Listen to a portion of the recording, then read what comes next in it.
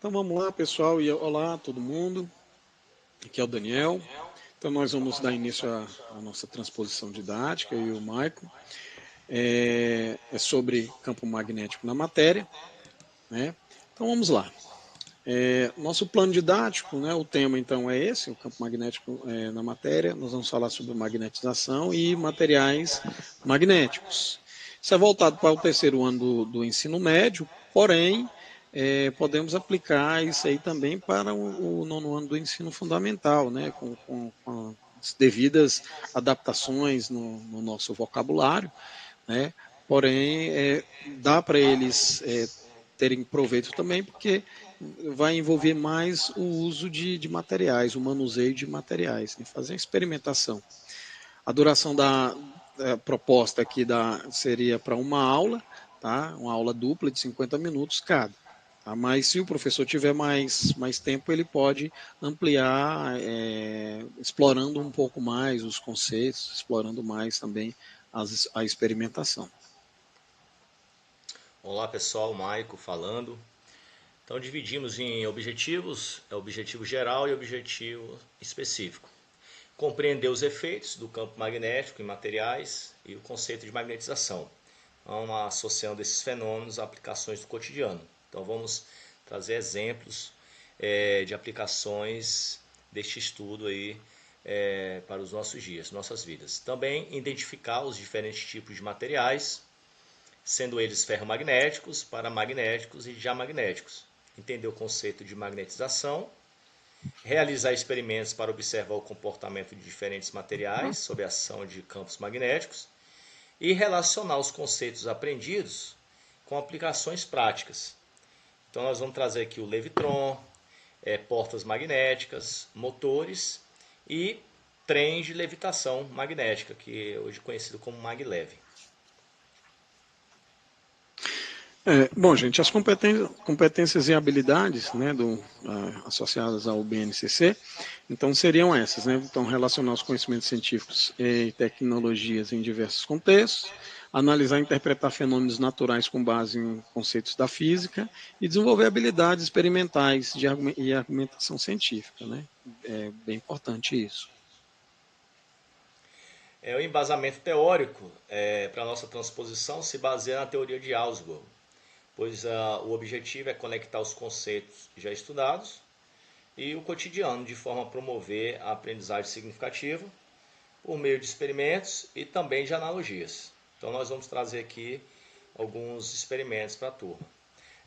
Os recursos que nós vamos usar: ímãs, prego de ferro, fio de cobre, pilhas para construir um eletroímã, limalhas de ferro, folha de papel para visualizar as linhas de campo, amostra de alguns materiais, ferro, alumínio, plástico, e o grafite do lápis, por exemplo, do lápis que eles usam.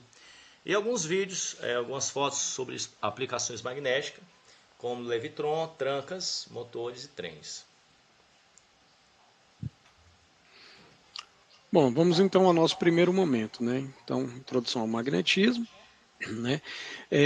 O que a gente vai fazer? A gente vai disponibilizar primeiro, então, para os grupos, né? Separar a turma em grupos e disponibiliza nas bancadinhas deles lá materiais, né? Como os ímãs, os pregos, a bússola, né? O fio de cobre, pilha, e pede para eles manusearem, olhar aquele material, ver a característica deles, né? Depois a gente, né, orientando, sempre orientando, tá? Não participando ali como interventor direto, né, mas orienta e media, né, os debates entre os membros do grupo, né, acerca dos conceitos ali que eles estão formando. A atividade prática inicialmente é pedir para que os alunos testem quais os materiais são atraídos e repelidos. Né? Esses materiais vão estar ali sobre a bancada, que eles registrem esses resultados, observem usando uma tabela, que nós vamos orientar como fazê-la, testar a interação da bússola com o ímã e responder a seguinte pergunta: o que ocorreu com a bússola quando se aproximou de um ímã? Explique o ocorrido. Aqui é o exemplo da tabela, né, gente? Então, material atrai ou não atrai, que pode preencher. E aí entramos no conceito para os conceitos de magnetização. Bom, gente, então, aí aqui a gente vai, né, fechar, né, vai formar o conceito de magnetização. Na verdade, não vamos entregar de bandeja, né, esse conceito. Vamos ver, né, justamente para que eles formem esse conceito. Né? Então a gente traz para um debate, né, as observações dos materiais que eles testaram, né, e que nós discutimos. Depois a gente faz uma analogia, né, ou seja, pegando esses materiais que eles utilizaram, por exemplo, o ímã e testaram, né, o que aconteceu, por que uns foi atraído e o outro não.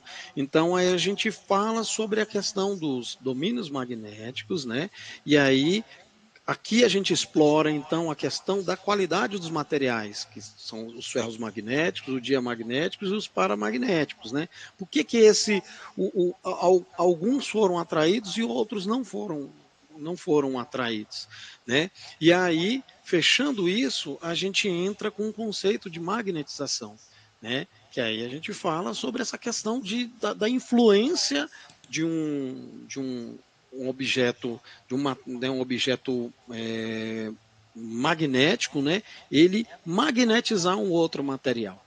Né? Então a gente vai falar sobre isso para que eles formem, então, e aí eles vão perceber, então, que alguns materiais, então eles exercem essa influência e outros são influenciados por isso. Então aqui nós fazendo aí um experimento da construção de um eletroímã, usando ímãs e limalhas de ferro sobre um papel para visualizar as linhas de campo.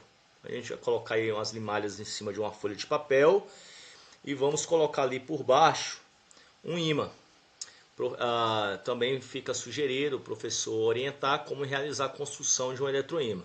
Cada grupo irá enrolar com um número de voltas diferentes. Então a ideia é o quê? Distribuir para cada grupo o material para a construção do eletroímã, a pilha, o fio de cobre e um prego, um parafuso. E cada grupo vai enrolar com um número diferente. Então um grupo vai dar 5 voltas, o outro, por exemplo, 20, o outro, por exemplo, 50. Depois orientaremos para que os grupos testem o eletroímã nos materiais disponibilizados. E em seguida em clipes de metal. E registrar o que eles observam. Então, o que rolou com menos volta, o eletroímã vai exercer a função de atrair o clipe. Mas será que ele vai atrair a mesma quantidade de clipes de que um eletroímã com mais voltas? Bom, aqui nós temos, por exemplo, né, as linhas de campo, né, formado então pelas limalhas, né, num ímã, né? Aqui é um esquema, né, ou seja, que é o que espera-se que eles devam observar mais ou menos esses padrões aqui. Aqui um esquema ilustrado de um eletroímã, aqui uma observância, né, gente, ao fluxo, né, da corrente, né, e mostrando o eletroímã quando ligado à pilha, né, ele funcionando de forma a atrair os clipes aqui de metal.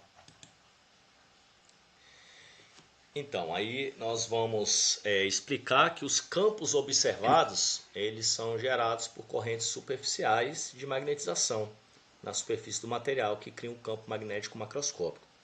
É o que a gente chama de campo H. O Griffith traz esse conceito. Então, o campo magnético ele incide no material e as correntes geradas no interior provocam campos. Esses campos no interior do material, eles se anulam, se cancelam. A gente não consegue perceber isso, mas externamente nós constatamos o campo que chamamos de campo H, que é provocado por uma corrente de magnetização externa.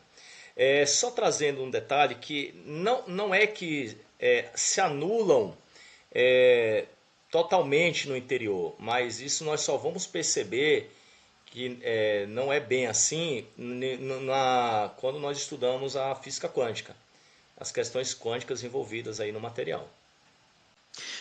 Então, gente, aí só complementando, porque vocês já viram lá em química lá, né, que nós temos o átomo e o átomo ele é distribuído, didaticamente, né, para vocês entenderem, ele é distribuído em camadas, né, e os átomos, os elétrons também têm os seus spins, né, então existe toda uma questão aí de alinhamento desses spins em relação à direção do campo, né, que é o que gera justamente essa magnetização, tá, do material. Só que isso é mais entendível realmente nos domínios da física quântica.